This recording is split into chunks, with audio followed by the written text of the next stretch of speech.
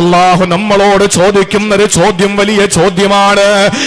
മനുഷ്യ, അഫറഅയ്തും മാ തുംനൂൻ, രേതസ്കണത്തെ പറ്റി നിങ്ങളുടെ അഭിപ്രായം എന്താ? ബീജത്തുള്ളിയെ പറ്റി നിങ്ങളുടെ നിലപാടെന്താ? അന്തും തഖ്ലുഖൂനഹു അം നഹ്നുൽ ഖാലിഖൂൻ, ആ ബീജത്തുള്ളി നിങ്ങളാണോ പടച്ചത്, ഞാനാണോ പടച്ചത്? പ്രിയപ്പെട്ടവരെ, ചോദിക്കുന്നത് പടച്ചവനല്ലേ? ഒരു തുള്ളി ബീജത്തിൽ നിന്നാണല്ലോ നമ്മൾ ഉണ്ടായത്. ഞാനായത്, നിങ്ങളായത്. സഹോദരങ്ങളെ, പറയപ്പെടാൻ പറ്റാത്തൊരു വസ്തുവായിരുന്നല്ലോ. ഹല്ലതാലൽ ഇൻസാനി ഹീനും മിനദ്ദഹിരി ലം യകുൻ ശൈഅൻ മദ്കൂറാ, പറയപ്പെടാൻ പറ്റാത്തൊരു വസ്തുവായിരുന്നല്ലോ നമ്മള്. അതിൽ നിന്ന് ഇന്ന് ഈ തടിയുള്ള, ഈ പൊക്കമുള്ള, ഈ നിലയിൽ നമ്മൾ എത്തപ്പെട്ടിട്ടുണ്ടെങ്കിൽ ഒരു തുള്ളി ബീജമല്ലേ നമ്മളാക്കിയത്? അല്ല ചോദിക്കുകയാണ്, ആ ബീജത്തുള്ളി നിങ്ങളാണോ പടച്ചത്, അതല്ല ഞാനാണോ പടച്ചത്? ഇന്ന് ഭൗതിക ശാസ്ത്രം പറയുന്നത്, സയൻസ് പറയുന്നത്, കൂടുതൽ കാഷ്നട്ട് കഴിച്ചാൽ, അണ്ടിപ്പരിപ്പ് കഴിച്ചാൽ, ബദാം കഴിച്ചാൽ, പയർ വർഗ്ഗങ്ങൾ കഴിച്ചാൽ ബീജത്തിന്റെ ഉൽപാദനം കൂടുമെന്നാണ്. ഈ ഭൗതിക ശാസ്ത്രത്തിനോട് ചോദിച്ചു നോക്കണം. 1000 കിലോ അണ്ടിപ്പരിപ്പ്, 1000 കിലോ ബദാം പരിപ്പ്, 1000 കിലോ പയറും കൂടിക്കുണ്ട് ഏതെങ്കിലും ഒരു മിക്സിയിലിട്ട് അടിച്ചാൽ ഒരു തുള്ളി ബീജം നിങ്ങൾക്ക് ഉണ്ടാക്കി തരാൻ പറ്റുമോ? ഒരു തുള്ളി ബീജം നിർമ്മാണം നടത്താൻ പറ്റുമോ? ബീജത്തുള്ളിയായി ഞാനും നിങ്ങളെ ഉമ്മാന്റെ ഗർഭാശയത്തിലേക്ക് വരുമ്പോ അല്ല ചോദിക്കുകയാ, അന്തും തഖ്ലുഖൂനഹു അം നഹ്നുൽ ഖാലിഖൂൻ, നിങ്ങളാണോ ബീജത്തുള്ളിയെ സൃഷ്ടിച്ചത്, അതോ ഞാനാണോ സൃഷ്ടിച്ചതെന്നല്ല ചോദിക്കുകയാ. ഇനി രണ്ടാമതല്ല ചോദിച്ചത് എന്തെന്നറിയോ? അഫറഅയ്തും മാ തഹ്റുസൂൻ, ഓ കൃഷിക്കാരാ, ഓ കൃഷിക്കാരാ, അന്തും തസ്റഊനഹു അം നഹ്നു സാരിഊൻ, നിങ്ങളാണോ കൃഷി ചെയ്യുന്നത്, ഞാനാണോ? സഹോദരിമാരെ, നിങ്ങൾ ചിന്തിച്ചിട്ടുണ്ടോ? നിങ്ങളുടെ വീട്ടുമുറ്റത്ത് പഞ്ചായത്തിൽ നിന്നോ മുനിസിപ്പാലിറ്റിയിൽ നിന്നോ എവിടെ നിന്നെങ്കിലും നിങ്ങൾക്ക് കിട്ടിയ, അല്ലെങ്കിൽ ഏതെങ്കിലും കാർഷിക മേളയിൽ നിന്ന് നിങ്ങൾ വാങ്ങിയ ഒരു കവറിനകത്തുള്ള ഏതോ വിത്തുകൾ, ഏതോ സസ്യങ്ങളുടെ വിത്തുകൾ, ചെടികളുടെ വിത്തുകൾ കൊണ്ടുവന്നു, മണ്ണ് മാന്തി നിങ്ങൾ ആ വിത്ത് വെച്ചു, അത് മണ്ണിട്ട് മൂടി, എന്നിട്ട് വെള്ളമൊഴിച്ചു, എന്നിട്ട് തൊട്ടിപ്പുറത്തും നിങ്ങൾ അതുപോലെ ചെയ്തു. ഒരു 10-20 നിങ്ങളുടെ വീട്ടുമുറ്റത്ത് നിങ്ങൾ ഇങ്ങനെ വിത്തുകൾ പാകിയിരിക്കുകയാ. നോക്കുമ്പോ മുളച്ചു വരികയാണ്. അതിങ്ങനെ കതിരുകൾ വന്നു. ഒന്നിങ്ങനെ വലുതായി വരുമ്പോ അതിന്റെ കായ ചുമപ്പാണ്. അത് നിങ്ങൾ പറിച്ചെടുത്ത് വായിലേക്ക് വെച്ചപ്പോൾ വല്ലാത്ത എരിവാണ്. അതിന് നമ്മൾ കൊടുത്ത പേര് മുളകെന്നാണ്. അതിന്റെ തൊട്ടിപ്പുറത്ത് മറ്റൊന്ന് വന്നു, അതിന് വല്ലാത്ത ചുമന്ന നിറം തന്നെ. അത് പറിച്ച് നിങ്ങൾ എടുത്തു, എന്നിട്ട് ചെറിയ കായാണ്, അത് വായിലേക്ക് വെച്ചോ, ചവച്ചപ്പോൾ വല്ലാത്ത മധുരമാ. അതിനുശേഷം നാരങ്ങ പിഴിഞ്ഞൊഴിച്ചപ്പോൾ വല്ലാത്ത മധുരം നിങ്ങൾക്ക് വന്നു. നമ്മളതിന് മിറാക്കിൾ ഫ്രൂട്ട് എന്ന് വിളിച്ചു. അതിന്റെ തൊട്ടുപുറത്ത് മറ്റൊന്നും ഇതേപോലെ പൊന്തി വന്നു. അതിന് വല്ലാത്ത പച്ചപ്പാണ്.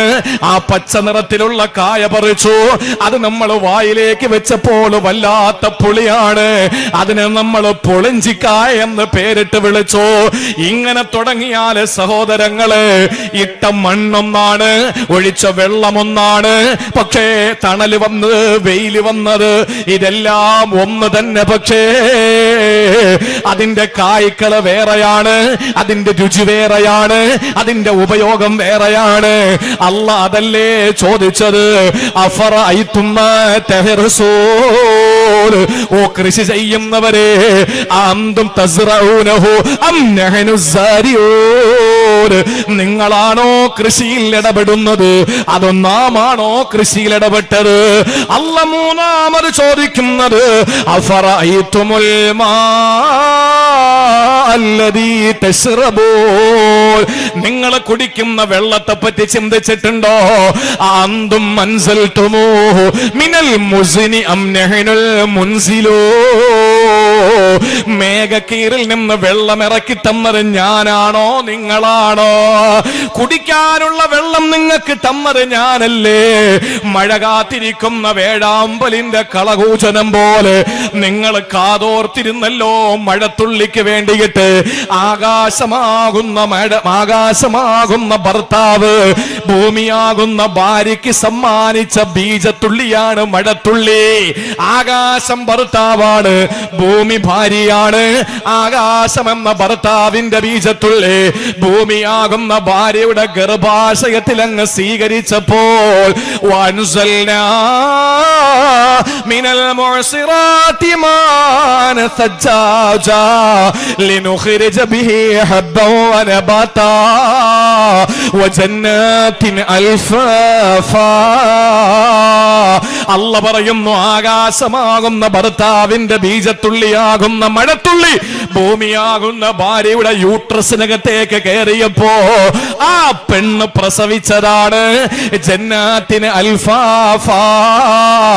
ഇടതൂറ് നിൽക്കുന്ന വൃക്ഷങ്ങളും അതുപോലെ തന്നെ ഇടതൂറ് നിൽക്കുന്ന എല്ലാ സസ്യലതാദികളും നിങ്ങൾക്ക് വേണ്ടി പടച്ചത് അല്ലാഹുവാണ്.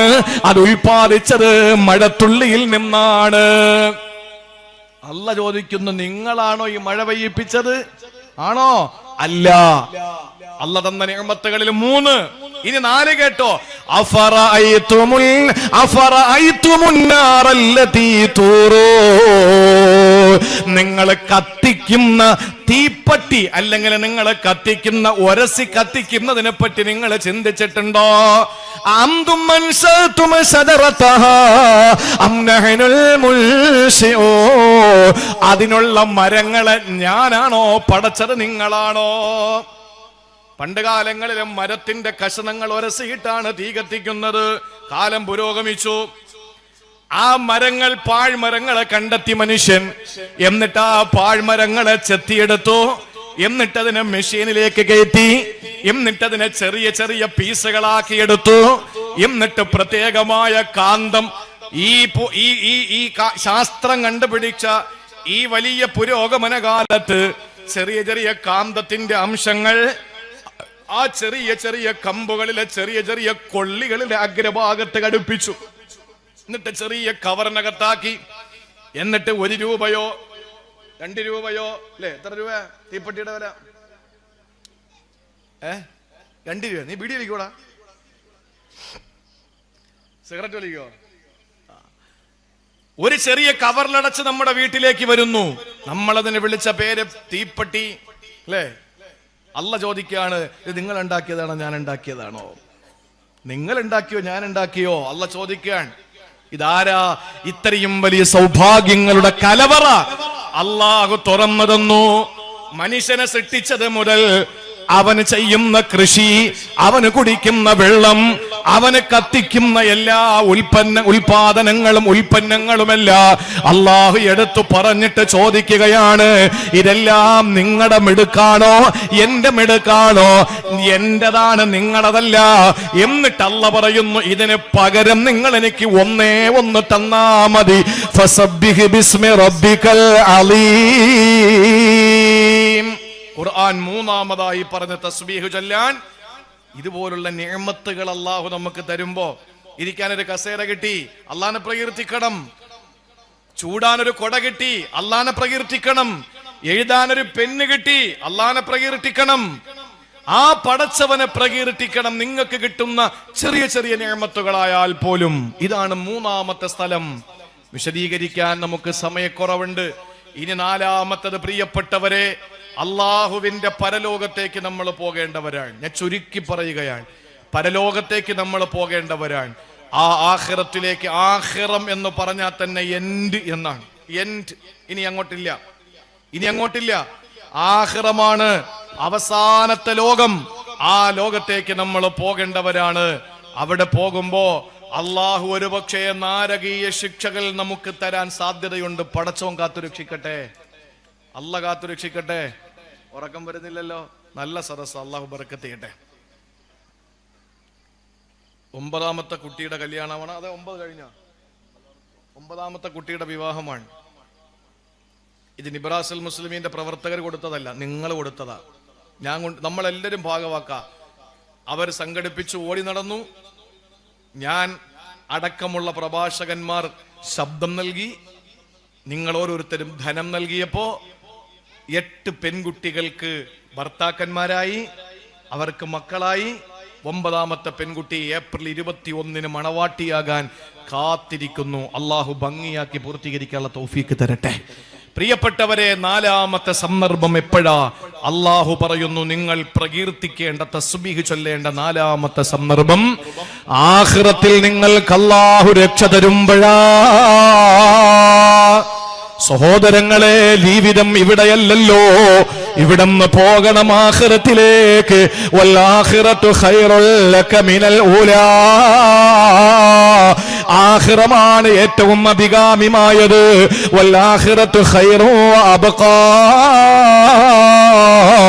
എന്നെന്ന് ശേഷിക്കുന്നതും ആഖിറം തന്നെ. ഇവിടെയെല്ലാം നശ്വരമാണ്, ഇവിടത്തെ ബന്ധങ്ങളെല്ലാം നശ്വരമാണ്. നമുക്ക് വേണ്ടത് ആഖിറത്തിലേക്കുള്ള ബന്ധമാണ്, ആഖിറത്തിലേക്ക് വേണ്ടിയുള്ള ബന്ധമാണ്. ഇവിടെ മരിച്ചാ തീരുന്നതാണ്, ഇവിടെ മരിച്ചാ തീരുന്നതാണ്. അല്ലേ? അമ്പും വില്ലും എത്ര അടുപ്പത്തിലാണെങ്കിലും അമ്പ് ലക്ഷ്യസ്ഥാനത്തെത്തണമെങ്കിൽ വില്ലിനോട് വിട പറഞ്ഞേ മതിയാവൂ. ദുനിയാവ് അങ്ങനെയാണ്. ആഖിറമോ? ആഖിറം അനന്തമാണ്. ആഖിറത്തിൽ ശിക്ഷിക്കപ്പെടുന്ന ഒരു സമൂഹമുണ്ട്, നമുക്കറിയുമല്ലോ. ഇവിടെ ഇസ്ലാമിനെതിരെ കുതിര കയറിയവർ, ഇവിടെ ആദർശത്തിന്റെ ശത്രുക്കളായവർ, ഇവിടെ അള്ളാന്റെ ദീനിനെ അധിക്ഷേപിച്ചവര്, ഇവിടെ അക്രമം കാണിച്ചവര്, നാളെ വരുന്ന കോലം എങ്ങനെയെന്നറിയോ? വഅമ്മാ ഇൻ കാന മിനൽ മുകദ്ദിബീനല്ലാലി.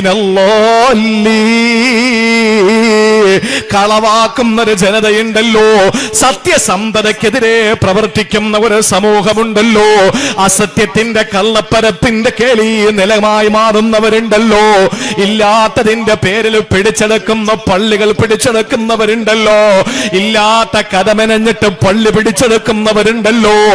ഇവനെയൊക്കെ നാളെ പടച്ചവൻ ചെയ്യുന്നതെന്തെന്നറിയോ? അള്ള പറയുകയാണ്, ഫനുസുലും മിൻ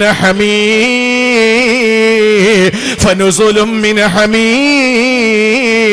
അവർക്ക് അല്ലാഹു നാളെ വെൽക്കം ഡ്രിങ്ക് കൊടുക്കുമെന്നാ. അല്ലാഹു കൊടുക്കുന്ന നുസുലും മിൻ ഹമീം, വെൽക്കം ഡ്രിങ്ക്സ്.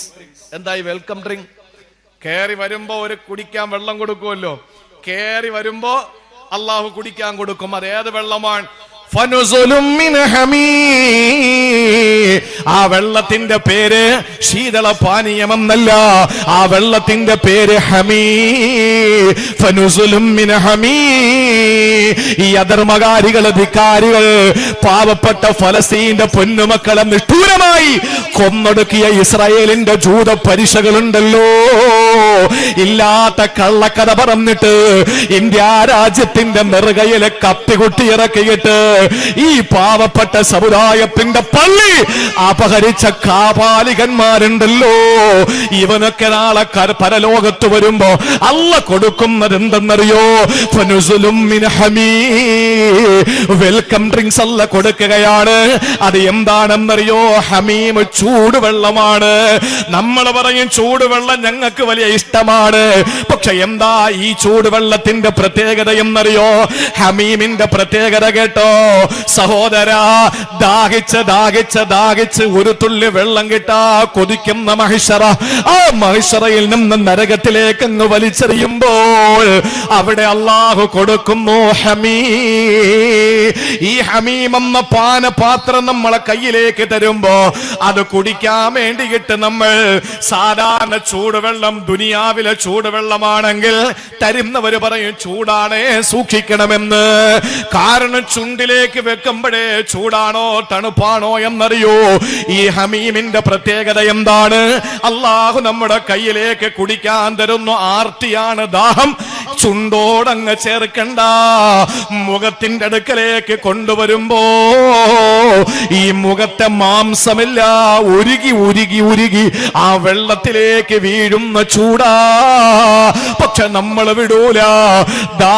ദാഹം തീർക്കാ കുടിച്ചേ മതിയാവൂ. തൊണ്ടയിൽ വല്ലാത്ത വേദന കെട്ട് വീണിരിക്കുകയാ. എന്തായാലും വേണ്ടൂല. ഈ ചൂടുവെള്ള ചുണ്ടിലേക്ക് വെച്ചങ്ങ് കുടിക്കുമ്പോ അവന്റെ വൻകൊടലും ചെറുകൊടലും അവന്റെ കരളും അവന്റെ ആന്തരിക അവയവങ്ങളെല്ലാം ഉരുകി അവന്റെ പൃഷ്ഠഭാഗത്തൂടെ ഒലിച്ചു പോകുമെന്ന് ആദരവായ പ്രവാചകൻ നബി മുഹമ്മദ് മുസ്തഫ. ഇതാണ് ഹമീമ്. നമ്മൾ ചിന്തിക്കും ആ ഒരു ഗ്ലാസ് വെള്ളം കുടിക്കുമ്പോ അങ്ങ് തീർന്നു കിട്ടുമല്ലോ, പിന്നൊന്നും അറിയണ്ടല്ലോ. എടാ മണ്ട, അല്ല പറയുന്നു വെള്ളിയാഴ്ച കേൾക്കുന്നില്ലേ? പ്രസിഡന്റിന്റെയും സെക്രട്ടറിയുടെയും പേരല്ല പറയുന്നത്, സുഹഫി ഇബ്രാഹിം വ മൂസ എന്ന് പറയുന്ന അവസാനം പറയുന്ന ഇബ്രാഹിം മൂസ എന്ന് പറയുന്ന പള്ളിയുടെ ഖജാൻജിയും സെക്രട്ടറിയല്ല. ഇബ്രാഹിം നബിയുടെയും മൂസ നബിയുടെയും ഏടിലുണ്ട്. എന്താണ് അതിന് മുമ്പല്ല പറയുന്നത്? സുമ്മലാ യമൂതു ഫീഹാ വലാ യഹ്യാ, സുമ്മലാ യമൂതു ഫീഹാ വലാ യഹ്യാ. അവിടെ ജീവിതവുമില്ല മരണവുമില്ല. എന്ത് പറ്റി സൈബിന്? ഇന്ന് 5-6 കത്തായല്ല. പൈസേ? ആ ശരി.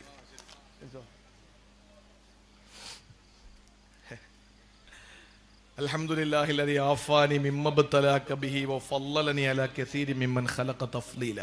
എപ്പോഴും പറയണം, നമ്മൾ ആരും മിടുക്കന്മാരൊന്നും അല്ല.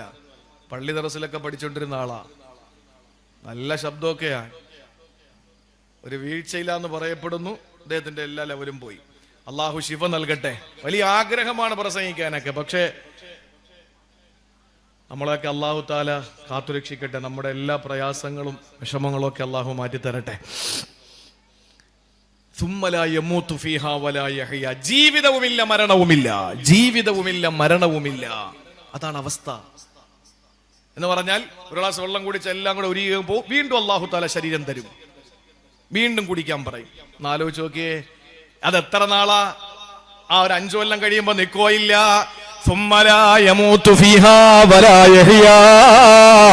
ജീവിതവുമില്ല മരണവുമില്ലാത്ത അവസ്ഥ അനന്തമാണ്.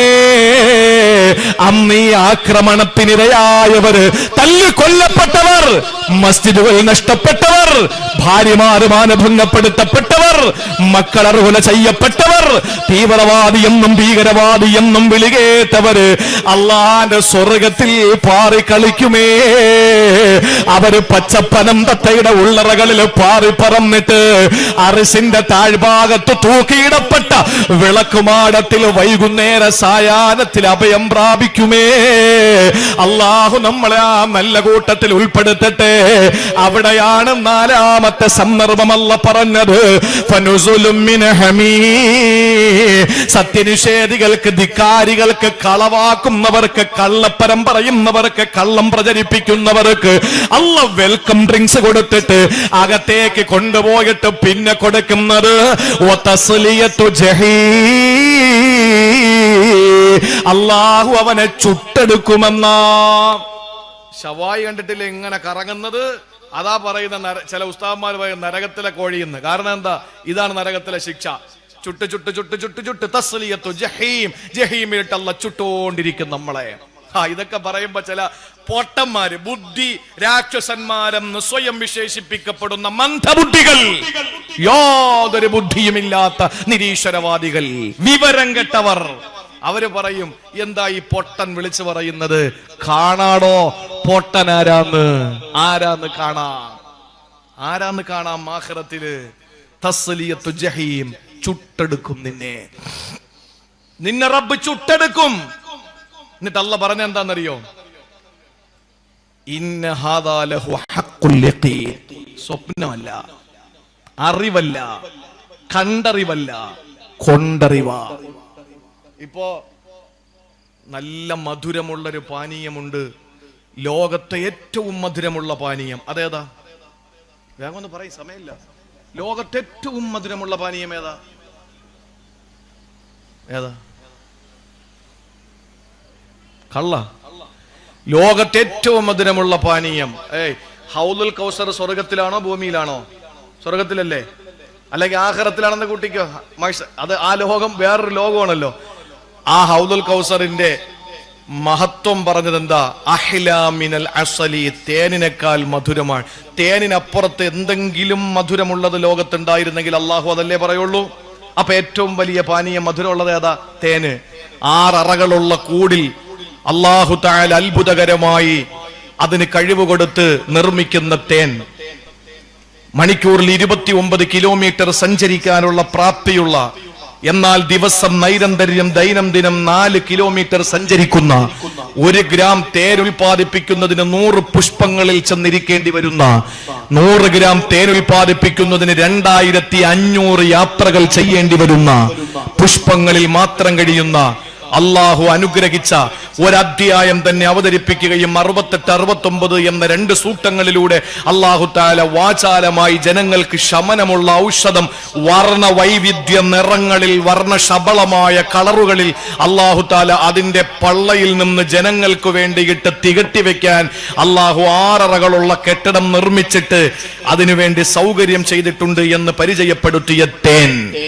ആ തേൻ തുള്ളി നല്ല മധുരമാണെന്നൊക്കെ പറഞ്ഞാൽ നിങ്ങളെ കൃത്യമായിട്ട് നിങ്ങൾക്ക് അത് മനസ്സിലാകും. കാരണം അതിന്റെ പേര് ഇൽമുൽ യഖീൻ എന്നാണ്. അറിവ്, യാഥാർത്ഥ്യത്തെ സംബന്ധിച്ചിട്ടുള്ള അറിവ്. ഞാൻ നിങ്ങളോട് ഇങ്ങനെയൊക്കെ പറഞ്ഞതിന് ശേഷം പോക്കറ്റിൽ നിന്നൊരു ചെറിയ കുപ്പി എടുത്തിട്ട് കാണിച്ചിട്ട് പറഞ്ഞു, ഇതാണ് ഞാൻ ആ പറഞ്ഞ തേൻ. നിങ്ങളത് കണ്ടു. അതിന്റെ പേര് ഐനുൽ യഖീൻ എന്നാണ്. ഏത്? കണ്ടറിവ്. പക്ഷെ അപ്പോഴും പൂർത്തിയായില്ല. ഓരോരുത്തർ വരാൻ പറഞ്ഞു. എല്ലാവരും വന്നു. കൈവെള്ളയിൽ ഓരോ തുള്ളി ഞാൻ ഇറ്റിച്ചു തന്നു. നിങ്ങൾ നാവ് കൊണ്ട് ഒപ്പിയെടുത്തു. നിങ്ങൾക്കതിന്റെ മധുരം മനസ്സിലായി. അതിന്റെ പേരാണ് കൊണ്ടറിവ്, ഹഖുൽ യഖീൻ. അതിന്റെ പേരാണ് ഹഖുൽ യഖീൻ. അതാണ് ഖുർആൻ പറഞ്ഞത്, തസ്ലിയത്തു ജഹീം, ചുട്ടെടുക്കുകയും, നുസുലം മിൻ ഹമീം, കയറി ചെല്ലുമ്പോൾ ചൂടുള്ള വെള്ളം നിങ്ങൾക്ക് തരികയും ചെയ്യുന്ന നരകത്തിന്റെ ശിക്ഷ.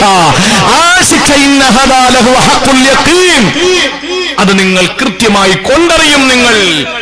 എന്നിട്ടല്ല പറയുകയാണ്, ആ ഒരു ദുരവസ്ഥ വരാതെ അള്ളാഹു ഈമാൻ നൽകി അനുഗ്രഹിച്ച മുഅ്മിനീങ്ങളെ, ഫസബ്ബിഹ് ബിസ്മി റബ്ബിക്കൽ അലീം, പടച്ചവന് വേണ്ടി പ്രകീർത്തനങ്ങൾ നടത്തിക്കോ. സുബ്ഹാനല്ലാഹ്, സുബ്ഹാനല്ലാഹ്. എത്ര അനുഗ്രഹീതനാണ് പടച്ച തമ്പുരാൻ.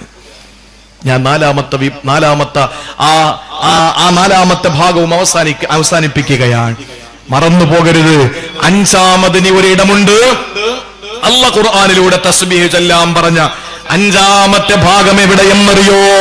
പ്രിയപ്പെട്ട സഹോദരങ്ങളെ, 5-മത്തേത് അള്ളാഹു നമുക്ക് കൊച്ചു കൊച്ചു സന്തോഷങ്ങൾ തരുമല്ലോ. നമ്മുടെ പ്രിയപ്പെട്ടവരെ നമ്മളെ ഒന്ന് വിളിക്കുമ്പോൾ, നമ്മുടെ പ്രിയപ്പെട്ടവരെ നമ്മളൊന്ന് കാണുമ്പോൾ, ആ പ്രിയപ്പെട്ടവരുടെ സന്ദേശം നമുക്കൊന്ന് വരുമ്പോൾ, ആ പ്രിയപ്പെട്ടവരെ നമുക്കൊന്ന് ലൈനിൽ കിട്ടുമ്പോൾ, ആ സമയത്തൊക്കെ നമുക്കുണ്ടാകുന്ന സന്തോഷം വല്ലാത്ത സന്തോഷമാ. നമുക്ക് നമ്മൾ ഇഷ്ടപ്പെട്ട ഒരാളെ കണ്ടുമുട്ടുമ്പോൾ, വഴിയിൽ വെച്ച് കാണാനിടയായി, ആ സമയത്ത് നമുക്ക് വലിയ സന്തോഷമാണ്. ആ സന്തോഷം വരുന്ന സമയത്തും നമ്മൾ പ്രകീർത്തിക്കണമെന്ന അള്ളാഹുവിന്റെ ഹബീബിന് 3 ഘട്ടങ്ങൾ ഉണ്ടായിരുന്നു. എന്താ ഘട്ടമെന്നറിയോ? 1-മത്തേത്, അള്ളാന്റെ ഹബീബ് കഅബാലയത്തിന്റെ തണലിൽ ഇരിക്കുമ്പോൾ സഹാബാക്കൾ അടികൊണ്ട്, ഇടികൊണ്ട്, തൊഴികൊണ്ട് ആക്രമണത്തിനിരയായിട്ട് നബി ഞങ്ങളുടെ മുന്നിലേക്ക് വന്നിട്ട് ചോദിക്കുന്നു, നബിയേ, മതാ നസ്റുല്ലാഹ്, എപ്പോഴാണ് അള്ളാന്റെ സഹായം വരുന്നത് റസൂലേ? ആ സമയത്ത് അള്ളാഹുവിന്റെ റസൂൽ പറഞ്ഞു, വരും സഹാബ, നിങ്ങൾ ധൃതി കൂട്ടല്ലേ, വലാകിന്നകും തസ്തഅജിലൂ, നിങ്ങൾ ധൃതി വെക്കല്ലേ, റബ്ബ് സഹായിക്കുമെന്ന് പറഞ്ഞവരെ ആശ്വസിപ്പിച്ചു. 2-മത് മക്കയുടെ കാലഘട്ടത്തിൽ മക്കയിൽ നിന്ന് ആട്ടി ഓടിക്കപ്പെട്ടതാണ്. പ്രിയപ്പെട്ടവരെ, മക്കയിൽ നിന്ന് ആട്ടി ഓടിക്കപ്പെട്ടു. എങ്ങനെയാ? അവസാന 2 റക്അത്ത് നിസ്കാരത്തിന് വേണ്ടിയിട്ട് പെർമിഷൻ ചോദിച്ചപ്പോൾ അതിനുപോലും അനുവാദം കൊടുക്കാതെ നബി തങ്ങളെ ആ പരിശുദ്ധ കഅബയുടെ തിരുമുറ്റത്തും നിന്ന് ആട്ടി ഓടിച്ചവര്, ഉമ്മയും വാപ്പയില്ലാതെ ജനിച്ച പ്രിയപ്പെട്ട പ്രവാചകൻ, 6-ാമത്തെ വയസ്സിൽ വഫാത്തായപ്പോ സങ്കടങ്ങളും വിഷമങ്ങളെല്ലാം പറഞ്ഞത് കഅബാലയത്തിന്റെ മുറ്റത്ത് വന്നിട്ട് അല്ലാഹുവിനോടാ. ആ കരിമ്പടം പുറച്ച കറുത്ത സുമ്മരിയായ കഅബാലയത്തിന്റെ കരിങ്കൽ ഭിത്തിയുടെ ചുവട്ടില് ആ തണലിൽ ഇരുന്നപ്പോഴാ റസൂലുള്ളാഹി ഒരുപാട് കിനാവ് കണ്ടത്. അവിടെ ഇരിക്കുമ്പോഴാ ആ ഹിജ്ർ ഇസ്മായിൽ നിസ്കരിക്കുമ്പോഴല്ലേ കഴുത്തിൽ അല്ലാഹുവിന്റെ ഹബീബിന്റെ കഴുത്തിൽ കയറുകൊണ്ട് മുറുക്കി കൊല്ലാമെന്ന സത്യനിഷേധിയുടെ കയ്യിൽ നിന്ന് കയറ് പിടിച്ചു വാങ്ങിയിട്ട് സിദ്ദീഖ് റളിയല്ലാഹു അൻഹു ക്രിയാത്മകമായി ഇടപെട്ടത്. ആ കഅബാലയത്തിന്റെ മുറ്റത്ത് കിടക്കുമ്പോഴല്ലേ ഒട്ടകപ്പിന്റെ ചീഞ്ഞളിഞ്ഞ കുടൽമാല തലയിൽ കൊണ്ട് ചാർത്തിയത്. ഫാത്തിമ ബീവി തന്റെ കുഞ്ഞിളം കൈകൊണ്ട് വലിച്ചിറക്കിയത്. ഇങ്ങനെ 100 ചരിത്രങ്ങൾ ഉറങ്ങിക്കിടക്കുന്ന കഅബ അവിടെ നിന്ന് ആട്ടി ഓടിച്ചപ്പോൾ ഞാൻ 2 റക്അത്ത് നിസ്കരിച്ചോട്ടെ, പറ്റൂലപ്പറ്റോ മുഹമ്മദ് എന്ന് പറഞ്ഞ് ഉസ്മാൻ ഷൈബി ഓടിച്ചു. 3-മതോ റസൂലുള്ള ദഅവത്തിന് വേണ്ടി ഓരോരുത്തരുടെ അടുക്കൽ ചെല്ലുമ്പോൾ അവര് പറഞ്ഞു, പോ മുഹമ്മദേ, ഞങ്ങൾക്ക് കേക്കണ്ട മുഹമ്മദേ, പോ മുഹമ്മദേ, ഞങ്ങൾക്ക് കേക്കണ്ട എന്ന് പറഞ്ഞിട്ട് കാതില് ചെവിടിൽ വിരല് കുത്തി കയറ്റിയവര്. പ്രിയപ്പെട്ടവരെ, ഈ നിലയിലെ 3 അനുഭവങ്ങൾ റസൂലുള്ളാഹിനുണ്ടായി. ഈ 3 ചേഞ്ച് വന്നു. ഈ 3 ചേഞ്ച് വന്നു. എന്താ ഈ 3 വന്ന ചേഞ്ച്? എപ്പോഴാണ് സഹായമെന്ന് ചോദിച്ചു നബി തങ്ങളോട്. അല്ലാഹുവിന്റെ സഹായം വന്നു. കേൾക്കണം, മക്കയിൽ നിസ്കരിക്കാൻ അനുവദിക്കാത്ത നബി തങ്ങൾക്ക് മക്ക വിജയം കൊടുത്തു. നബി തങ്ങളുടെ മുന്നിലെ നബി തങ്ങൾ ഓരോരുത്തരുടെ മുന്നിൽ ചെന്ന് ദഅവത്ത് നടത്തിയപ്പോ ചെവിയിൽ തള്ള വിരല് തിരികെ കയറ്റിയിട്ട് ചൂണ്ടുവിരല് തിരികെ കയറ്റിയിട്ട് ഞങ്ങൾക്ക് കേൾക്കണ്ടെന്ന് പറഞ്ഞ് ഓടി ആളുകൾ ഇസ്ലാമിലേക്ക് ഒഴുകിയെത്തി. ശ്രദ്ധിച്ചോ, ഇങ്ങോട്ട് ശ്രദ്ധിച്ചോ പ്രിയപ്പെട്ടവരെ. അള്ളാഹുവിന്റെ പരിശുദ്ധമായ ദീനിലെ ജനങ്ങൾ ഒഴുകി വന്നു. അല്ല പറഞ്ഞതെന്താണ്? ഇദാ ജാ നസ്റുല്ലാഹ്, അല്ലാഹുവിന്റെ സഹായം നിങ്ങൾക്ക് വന്നാൽ, വൽ ഫത്ഹ്, മക്ക വിജയം വന്നാൽ, വറഅയ്തന്നാസ യദ്ഖുലൂന ഫീ ദീനില്ലാഹി അഫ്വാജാ, സംഘമായി ഇസ്ലാമിലേക്ക് ജനങ്ങൾ ഒഴുകിക്കൊണ്ടിരുന്നാൽ ഇത് അല്ലാഹുവിന്റെ റസൂലിന് സന്തോഷം നൽകുന്നതല്ലേ? അല്ലാഹുവിന്റെ ഹബീബിന് ആനന്ദം പകരുന്നതല്ലേ? റസൂലുള്ളാഹിനെ ആഹ്ലാദഭരിതനാക്കുന്നതല്ലേ? സഹായം എപ്പോഴെന്ന് ചോദിച്ച നബി തങ്ങളുടെ അനുചരന്മാർക്ക് സഹായം എത്തുമ്പോ മക്കയിൽ നിസ്കരിക്കാൻ പെർമിഷൻ കൊടുക്കാത്തവർക്ക് മക്ക വിജയം കൊടുത്തപ്പോ ആളുകൾ കേൾക്കണ്ടെന്ന് പറഞ്ഞ് ഓടി ഒളിച്ച അതേ ജനങ്ങള് തിരിച്ചല്ലാന്റെ ദീനിലേക്ക് ഒഴുകിയെത്തിയപ്പോ റസൂലുള്ളാഹി ഇതിനപ്പുറം എന്ത് സന്തോഷമാ വരാനുള്ളത്? അപ്പോഴാണ് അല്ലാഹു പറഞ്ഞത്, നബിയേ, ഇദാ ജാ നസ്റുല്ലാഹ്, അല്ലാഹുവിന്റെ സഹായം നിങ്ങൾക്ക് വന്നാൽ, വൽ ഫത്ഹ്, മക്ക വിജയം നിങ്ങൾക്ക് വന്നാൽ, വറഅയ്തന്നാസ യദ്ഖുലൂന ഫീ ദീനില്ലാഹി അഫ്വാജാ, സംഘമായി ആളുകൾ ഇസ്ലാമിലേക്ക് ഒഴുകിക്കൊണ്ടിരുന്നാൽ നബിയെ സന്തോഷം നിങ്ങൾക്ക് വരും. അപ്പോഴും നിങ്ങൾ ചെയ്യേണ്ടത് എന്താണ്? ഫസബ്ബിഹ് ബിഹംദി റബ്ബിക വസ്തഗ്ഫിർഹു ഇന്നഹു കാന തവ്വാബാ, നിങ്ങൾ അല്ലാഹുവിനെ പ്രകീർത്തിക്കണമെന്ന് വിശുദ്ധ ഖുർആൻ. ചായയിൽ വീണു പോരുത്, ഇങ്ങോട്ട് കേട്ടോ. അല്ലാഹുവിന്റെ സഹായം വന്ന്, മക്ക വിജയം വന്ന്, ആളുകൾ ഇസ്ലാമിലേക്ക് ഒഴുകി വന്നു. ഇപ്പോഴും നിങ്ങൾ നോക്ക്, പ്രതിമാസം ലക്ഷങ്ങൾ, പ്രതിവർഷം കോടിക്കണക്കിന് ആളുകൾ ഇസ്ലാമിലേക്ക് ഒഴുകിക്കൊണ്ടിരിക്കുകയാണ്. പോകുന്നതൊരു അബ്ദുള്ള കുട്ടിയാവും, പോകുന്നതൊരു ആരിഫ് ഖാനാവും. നമ്മൾ എന്തിനാ സങ്കടപ്പെടണം? ഈ പോകുന്നതൊക്കെ പുഴുത്ത മത്തി നെത്തോലിയാണ്. വരുന്നത് വമ്പ സ്രാവുകളാ. ഇവോൺ റിട്ലി, ഹീദർ മാത്യൂസ്, മുഹമ്മദ് അലി എന്ന കേശീസ്കളെ, മാധവിക്കുട്ടി എന്ന കമലാസുരയ്യ, ശബരിമല എന്ന ഫാത്തിമ ശബരിമല. ഇസ്ലാമിലേക്ക് കടന്നു വരുന്നത് പ്രഗത്ഭരും പ്രശസ്തരും പ്രാവീണ്യരും നിപുണരും ഏറ്റവും നല്ല പക്വമതികളും ഇസ്ലാമിലേക്ക് വരികയാണ്. എടുക്കാ നാണയങ്ങൾ മുണ്ടുപൊക്കി കാണിച്ചിട്ട് പോകുന്നതിന് നമുക്കെന്ത് പ്രശ്നം? നമുക്കെന്ത് സങ്കടം? അള്ളാഹുവിന്റെ ദീനിലേക്ക് ആളുകൾ ഒഴുകി വന്നുകൊണ്ടിരിക്കുകയാണ്. കാരണം സത്യം മനസ്സിലാക്കി ഇസ്ലാമിലേക്ക് കടന്നു വരാൻ ലക്ഷക്കണക്കിന് ആളുകൾ തയ്യാറാണ്. അത് സന്തോഷം നൽകുന്നതാണ്. ഇസ്ലാമിൽ എവിടെയെങ്കിലും കോളനി വെച്ച് കൊടുത്തിട്ട് ആളെ കൂട്ടണോ? എവിടെയെങ്കിലും പെണ്ണിനെ കെട്ടിച്ചു കൊടുത്തിട്ട് ആളെ കൂട്ടണോ? ഓട്ടോ വാങ്ങിക്കൊടുത്തിട്ട് ആളെ കൂട്ടണോ? മിസ് കോൾ അടിച്ചിട്ട് മെമ്പർഷിപ്പ് കൊടുക്കണോ? ഇതൊന്നും വേണ്ട. അള്ളാഹുവിന്റെ പരിശുദ്ധമായ ദീനിനെ മനസ്സിലാക്കിയിട്ട് പ്രതിമാസം ലക്ഷങ്ങളും പ്രതിവർഷം കോടികളും ഇസ്ലാമിലേക്ക് ഒഴുകിക്കൊണ്ടിരിക്കുകയാണ്. എല്ലാം ഡോക്ടേഴ്സ്, അതുപോലെ തന്നെ ചിന്തകന്മാർ, അതുപോലെ തന്നെ ബുദ്ധിരാക്ഷസന്മാർ, രാഷ്ട്രീയ വിചക്ഷണന്മാർ, സാമ്പത്തിക ബുദ്ധിജീവികൾ ഇസ്ലാമിലേക്ക് ഒഴുകിക്കൊണ്ടിരിക്കുകയാണ്. പോകുന്നതിന് നെത്തോലി പുഴുത്ത മത്തി, നമുക്കെന്താ പ്രശ്നം? പോട്ടെന്ന്. നമുക്കെന്താ അതിനെത്ര സങ്കടം? പോകുന്നത് പുകഞ്ഞ കൊള്ളി പുറത്താ. പുകഞ്ഞ കൊള്ളി എപ്പോഴും പുറത്താ. അതുകൊണ്ട് നമ്മൾ സങ്കടപ്പെടണ്ട. അള്ളാഹുവിന്റെ ഖുർആൻ പരിചയപ്പെടുത്തിയ 5ാമത്തെ സ്ഥലം അതാണ്. സന്തോഷം നിങ്ങൾ നേരിടുമ്പോൾ മറന്നു പോകരുത്, അള്ളാഹു മനുഷ്യനെ സൃഷ്ടിച്ചത് തസ്ബീഹിന് വേണ്ടിയിട്ടാണ്. ആ തസ്ബീഹിന് വേണ്ടി പടയ്ക്കപ്പെട്ട മനുഷ്യൻ, എന്റെ പ്രിയപ്പെട്ട സഹോദരങ്ങളെ, ആ തസ്ബീഹ് ചൊല്ലാൻ അല്ലാഹു റബ്ബുൽ ഇസ്സത്ത് ഈ ലോകത്തേക്ക് നിയോഗിച്ച മനുഷ്യൻ എപ്പോ തസ്ബീഹ് ചൊല്ലണമെന്ന് ഖുർആൻ അടിവരയിടുന്നു. ഒന്ന്, അവന് കിട്ടില്ല എന്ന് പ്രതീക്ഷയിൽ നഷ്ടപ്പെട്ട് ഒരിക്കലും സാധ്യതയില്ലാത്തൊരു നിഅമത്ത് അല്ലാഹു അവന് കൊടുക്കുമ്പോ. 2, അവന്റെ കാതുകളിൽ ശത്രുക്കൾ അവനെതിരെ പറയുന്ന ആക്ഷേപത്തിന്റെ വാക്കുകൾ കേൾക്കുമ്പോ. 3, ചെറിയ ചെറിയ നിഅമത്തുകൾ അല്ലാഹു തആല അവനെ കൊടുത്തുകൊണ്ടിരിക്കുമ്പോ. 4ാമത്തേത്, അല്ലാഹു റബ്ബുൽ ഇസ്സത്ത് ആഖിറത്തിൽ അവനെ രക്ഷപ്പെടുത്തി ദുനിയാവിൽ അവന് ഈമാന് കെലിമയുടെയും ആളാക്കി മാറ്റിയപ്പോൾ. 5, സഹായങ്ങളും അള്ളാഹുവിന്റെ അനുഗ്രഹങ്ങളും ആവോളം ആസ്വദിക്കാൻ കഴിയുന്ന നിലയിൽ അവന് സന്തോഷത്തിന്റെ അതിരുകൾ ഭേദിക്കപ്പെടുന്ന അവസ്ഥകൾ വരുമ്പോ. ഏറ്റവും വലിയ സന്തോഷം നമുക്ക് വരുന്നത് ചെറിയ പെരുന്നാളിനും വലിയ പെരുന്നാളിനുമാ. അന്ന് നമ്മൾ കൂടുതൽ തസ്ബീഹും തക്ബീറും ചൊല്ലണം. അല്ലാതെ അന്ന് സിനിമയ്ക്ക് പോകലല്ല. അന്ന് 30 ദിവസവും പിടിച്ചു നിർത്തിയിരുന്ന ശൈത്താനെ ചങ്ങലയ്ക്ക് നിന്ന് പൊട്ടിച്ചെറിഞ്ഞിട്ട് കള്ളു കുടിക്കലല്ല. അന്ന് നമ്മൾ ചെയ്യേണ്ടത്, പ്രിയപ്പെട്ടവരെ, സന്തോഷത്തിന്റെ പേര് തസ്ബീഹ് ചൊല്ലല. സന്തോഷം വരുന്നത് കല്യാണത്തിനാണ്. എല്ലാ വേദിയിലും പറയുന്നു, ഞാൻ പൊതുത്തെരുവിലും പറയുന്നു. കഷ്ടപ്പെട്ട് പ്രയാസപ്പെട്ട് നമ്മുടെ പ്രിയപ്പെട്ട സഹോദരങ്ങൾ ഈ പരിപാടി സംഘടിപ്പിക്കുമ്പോൾ ഒരു മെസ്സേജ് നമുക്ക് നമ്മുടെ ജീവിതത്തിൽ ഫലപ്രദമായാൽ അതിൽ ഞാൻ അഭിമാനിക്കുന്നു. സംഘാടകരും നിങ്ങളും അഭിമാനിക്കണം. അള്ളാഹുവിന്റെ തൗഫീഖ് കൊണ്ട് ഒരു വിവാഹം എന്ന് പറയുന്നത് ജീവിതത്തിൽ എക്കാലത്തെയും വലിയ സൗഭാഗ്യമാണ്. ഒരു മനുഷ്യനെ സംബന്ധിച്ചിടത്തോളം സന്തോഷത്തിന്റെ നിമിഷമാണ്.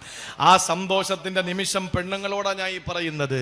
സന്തോഷത്തിന്റെ നിമിഷങ്ങൾ നമ്മുടെ ജീവിതത്തിൽ കടന്നു വരുമ്പോ ആ സന്തോഷം നിക്കാഹിന്റെ കോലത്തിൽ നമ്മുടെ ജീവിതത്തിൽ കടന്നു വരുമ്പോ അള്ളാനെ പ്രകീർത്തിക്കണം. അല്ലെ? അങ്ങനല്ലേ? നിക്കാഹ് സന്തോഷമല്ലേ? ആ സന്തോഷം വരുമ്പോ അള്ളാനെ പ്രകീർത്തിക്കണം. അല്ലാതെ മഞ്ഞ കല്യാണം, പച്ച കല്യാണം, ചുവന്ന കല്യാണം, കറുത്ത കല്യാണം, എന്താ ഇത്? ഇതാരുടെ സംസ്കാരമാണ്? ഇതാരുടെ സംസ്കാരമാണ്? മഞ്ഞ കല്യാണം ഞാൻ പല വേദികളിലും പറഞ്ഞു. മഞ്ഞക്കാരുടെ കേരളത്തിൽ കൊടുക്കുന്ന 2 സ്ഥലങ്ങളിലാണ്. ഗവൺമെന്റ് തലത്തിൽ അറിയപ്പെട്ട 2 സ്ഥലങ്ങൾ കോഴിക്കോട് കുതിരവട്ടത്തും പേരൂർക്കട ഊളംപാറയിലും. കാരണം ഈ 2 സ്ഥലങ്ങളിലും കൊടുക്കുന്ന മഞ്ഞക്കാർ വട്ടന്മാർക്ക് കൊടുക്കുന്നതാ. ഏത് നാട്ടിലും ഏത് വീട്ടിലും ഏത് നട റോട്ടിലും എന്ത് ചെയ്തിട്ടും മഞ്ഞക്കാർഡ് കാണിച്ചു കൊടുത്താൽ പോലീസ് വെറുതെ വിടും. കാരണം പ്രാന്തന. എന്ത് ചെയ്യാനാ? ആ മഞ്ഞ കല്യാണത്തിലൂടെ ഭ്രാന്തൻ ശൈലിയിലേക്ക് കടന്നു വന്ന, എവിടെന്നോ ചുരമിറങ്ങി വന്ന സംസ്കാരത്തെ വാരിപ്പുണരുന്ന മുസ്ലിം പെണ്ണിനോട് പറയാറുള്ളത്, അഭിമാനവും ആദർശബോധവും അല്പമെങ്കിലും ഈമാനമുണ്ടെങ്കിൽ നീ പറയണം, എന്റെ കല്യാണത്തിന് മഞ്ഞ കല്യാണം വേണ്ട. 90 വയസ്സായ ഉമ്മാമായൊക്കെ ഇട്ടുകൊണ്ട് നിൽക്കുന്ന കാണണം മഞ്ഞ കുപ്പായൊക്കെ. ഓ, ഇതെവിടത്തെ സംസ്കാരം? എന്റെ അടുത്ത ബന്ധുവിന്റെ വിവാഹം വന്നു. ആ മഞ്ഞ കല്യാണം വീട്ടില് ഭാര്യ ചോദിച്ച പോട്ടാ. ഞാൻ പറഞ്ഞു കാലടിച്ചോടിക്കും, ഞാൻ പിന്നെ ഇങ്ങോട്ട് കയറ്റൂല എന്ന് പറഞ്ഞു. നമ്മൾ വിടരുത്. മഞ്ഞക്കല്യാണം നമ്മുടെ സംസ്കാരമല്ല. സന്തോഷത്തിന് നമുക്ക് എന്തെല്ലാം റസൂൽ പറഞ്ഞു. ദഫ് വെക്കാം, സന്തോഷമാണ്, അത് സുന്നത്താണ്. കല്യാണത്തിന് വെക്കേണ്ടതാണ്. ആഹാരം നിങ്ങൾ എന്തു വേണോ കൊടുത്തോ, എല്ലാരും വിളിച്ചോ, MP-മാരെ MLA മാരൊക്കെ വിളിച്ചോ. അതൊക്കെ ഒരു പ്രൗഢിയാണല്ലോ. പണ്ട് കാസർഗോഡ് ആരോ പറഞ്ഞ് പ്രസംഗിച്ചപ്പോൾ MLA തന്നെ പ്രസംഗിക്കാൻ എന്നോട് പറഞ്ഞു കല്യാണത്തിന് വരണമെന്ന്. ഞാൻ പറഞ്ഞു കല്യാണത്തിന് ഉണ്ടാവില്ല എന്ന് പറഞ്ഞു. നിങ്ങൾ വന്നില്ലെങ്കിലും കുഴപ്പമില്ല, സ്റ്റേറ്റ് നമ്പറുള്ള ആ കാറ് എൻ്റെ വീട്ടുമുറ്റത്തിട്ടിട്ട് പോയാൽ മതി എന്ന് പറഞ്ഞു. കാരണം എന്താ? ഒരു MLA വണ്ടി ഫ്രണ്ടിൽ കിടക്കുന്നതാണ് ഒരു രോമാഞ്ചം. ഓ, ഇതിനപ്പുറം ഇനി എന്താ നമുക്ക് കിട്ടാൻ? എൻ്റെ പൊന്ന് സഹോദരങ്ങളെ, നിക്കാഹിന് സന്തോഷിക്കാം എല്ലാ രീതിയിലും, പക്ഷേ ഇല്ലാത്ത കാര്യങ്ങളൊന്നും കാട്ടിക്കൂട്ടി നമ്മൾ സന്തോഷം രേഖപ്പെടും. സന്തോഷം വരുമ്പോൾ ഫസബ്ബിഹ് ബിഹംദി റബ്ബിക വസ്തഗ്ഫിർഹു ഇന്നഹു കാന തവ്വാബ. അതുകൊണ്ട് ഈ 5 സ്ഥലങ്ങൾ മറക്കാതെ ജീവിതത്തിൽ മുറുകെ പിടിക്കണം. അള്ളാഹു തൗഫീക്ക് നൽകി അനുഗ്രഹിക്കുമാറാവട്ടെ.